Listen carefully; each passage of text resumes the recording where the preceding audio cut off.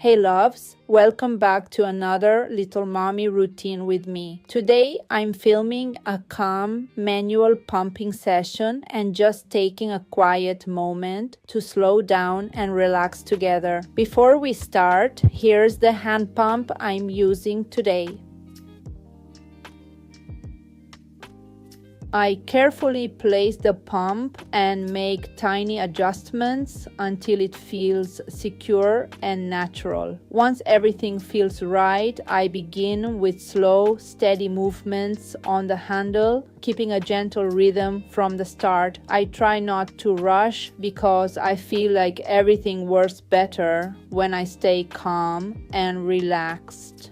After a short moment, the milk starts collecting inside the bottle little by little. I continue pumping at an even pace and just let the process happen naturally. Sometimes I pause for a second to relax my hand or slightly reposition the pump before continuing again. Watching the bottle gradually fill up always feels so rewarding and satisfying to me.